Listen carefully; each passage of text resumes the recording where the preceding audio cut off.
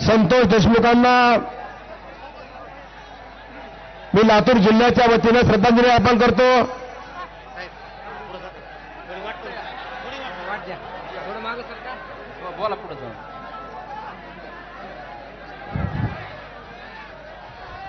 जय भवानी, जय जय जय जय जय भवानी। कैलासवासी संतोष देशमुखांना मी श्रद्धांजली अर्पण करतो। आम्ही सगळे आमदार पूर्णपणे बीड जिल्ह्याच्या जनतेशी सोबत आहोत। तुम्हाला माहित असेल आम्ही विधानसभेतही आवाज उठवलाय, विधानसभेच्या बाहेरही आवाज उठवतोय, रस्त्यावरही आलोय, रस्त्यावरही येणार आहे। काही काळजी करू नका, आम्ही तुझ्या सोबत आहोत।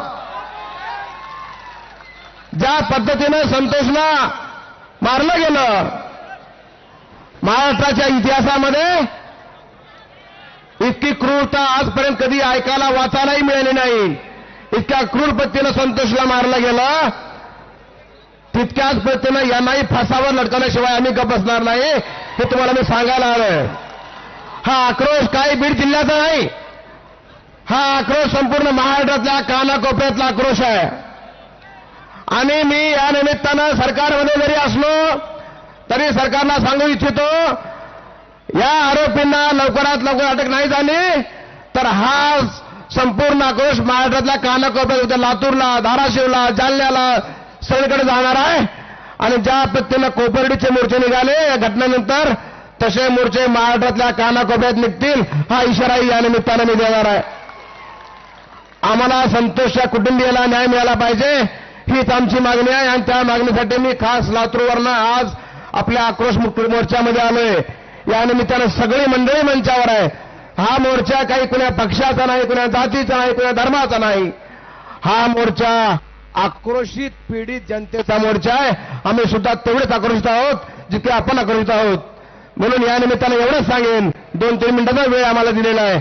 या निमित्तानं मी देशमुख कुटुंबियांनाही आश्वस्त करू इच्छितो की आम्ही तुमच्या पूर्ण ताकदीनं पाठीशी आहोत। मुख्यमंत्र्यांनी सांगितलेलंच आहे आणि मला खात्री आहे की लवकरात लवकर या मुख्य आरोपीला, जे कोणीही असतील, कितीही मोठे असतील, कराड असतील, आणखी कोणी असतील, या सगळ्यांना अटक झाल्याशिवाय राहणार नाही।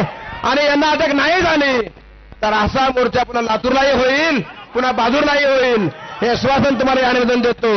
आणि सगळ्यांनी आणि या निमित्तानं सरकारने या मोर्चाची दखल घ्यावी एवढं निमंत्रण देतो, विनंती करतो। थांबतो। जय हिंद, जय महाराष्ट्र, जय जीवराय। यानंतर शिवसंग्रामच्या नेत्या आदरणीय ज्योतिताई मेटे यांना विनंती आहे की आपण या ठिकाणी आपल्या भावना व्यक्त कराव्यात।